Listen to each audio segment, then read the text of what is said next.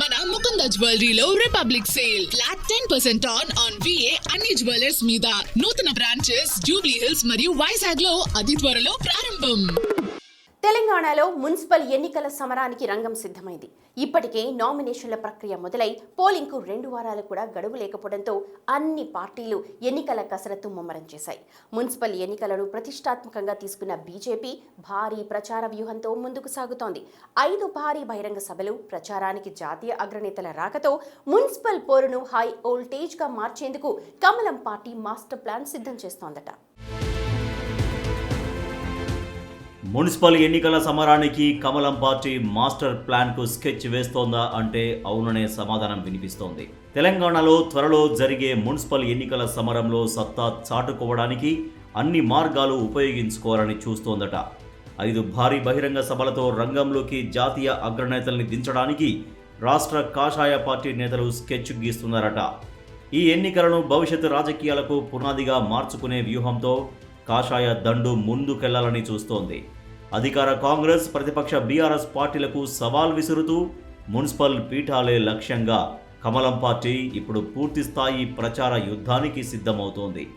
ఈ ఎన్నికల కోసం బీజేపీ రాష్ట్ర నాయకత్వం ప్రత్యేక కార్యాచరణ రూపొందించిందట. అత్యధిక మున్సిపల్ పీఠాలను కైవసం చేసుకునే లక్ష్యంతో ఎన్నికల ప్రచారానికి ఊపు తీసుకురావాలనే ప్లాన్ చేస్తోందంటున్నారు. అందులో భాగంగా రాష్ట్ర వ్యాప్తంగా 5 భారీ బహిరంగ సభల్ని నిర్వహించడానికి కార్యాచరణ రూపొందించిందట. ఈ సభల్లో ఆ పార్టీ జాతీయ అగ్రనేతలు పాల్గొనేలా ఇప్పటికే రోడ్ మ్యాప్ సిద్ధం చేసినట్లు కాషాయ శ్రేణులు చెబుతున్నాయి. జాతీయ నేతల రాకతో మున్సిపల్ ఎన్నికల ప్రచార హీట్ను మాస్ లెవెల్కు తీసుకెళ్లేందుకు బీజేపీ కసరత్తులు చేస్తోంది.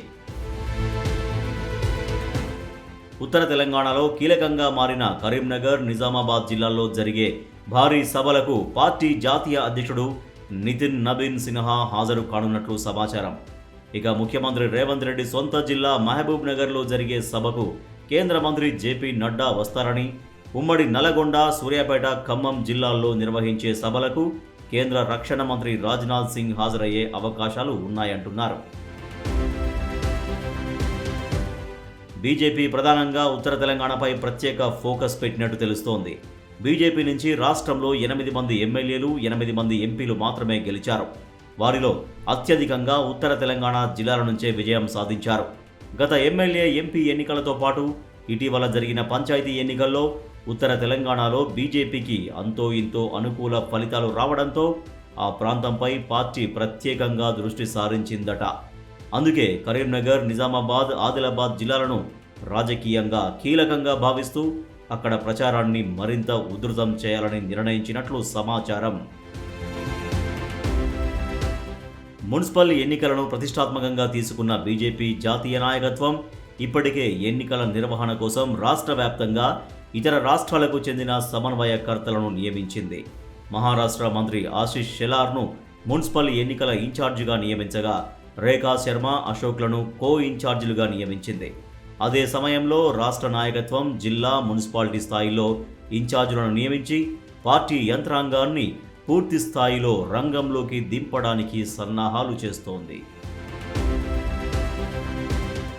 నూతనంగా ఎన్నికైన జాతీయ అధ్యక్షుడు నితిన్ నబీన్ సిన్హాతో భేటీ అనంతరం రాష్ట్ర అధ్యక్షుడు రామచంద్రరావు రాష్ట్ర పార్టీ కార్యాలయంలో నేతలతో అత్యవసర సమావేశం నిర్వహించారు. ఈ సమావేశంలో మున్సిపల్ ఎన్నికలను లక్ష్యంగా చేసుకుని ప్రతి స్థాయిలో పార్టీ శ్రేణులు యాక్టివ్గా పనిచేయాలని స్పష్టమైన ఆదేశాలు ఇచ్చినట్లు సమాచారం. ముఖ్యంగా జన సమీకరణ, బూత్ స్థాయి నిర్వహణపై ఫోకస్ చేయాలని నేతలకు దిశానిర్దేశం చేశారు. మున్సిపల్ సమరం భవిష్యత్తుకు సెమీఫైనల్ అని స్పష్టం చేశారంట. బీజేపీ వచ్చే నెల 11న జరగనున్న మున్సిపల్ ఎన్నికలను కేవలం స్థానిక సంస్థల పోరాటంలానే కాకుండా రానున్న అసెంబ్లీ ఎన్నికలకు సెమీఫైనల్స్గా భావిస్తోందట. అందుకే అగ్రనేతల పర్యటనలు, భారీ సభలతో ప్రజల్లో రాజకీయ వాతావరణాన్ని తమకు అనుకూలంగా మలుచుకోవాలని కమలం పార్టీ వ్యూహ రచన చేస్తోందట. మరి ఈ మాస్టర్ ప్లాన్ కమలం పార్టీకి మున్సిపల్ విజయాన్ని తెచ్చిపెడుతుందా, లేదా సమీకరణాలు తల్లకిందులై ఆ పార్టీకి ఎప్పటిలాగే నిరాశ మిగులుస్తుందో చూడాలి.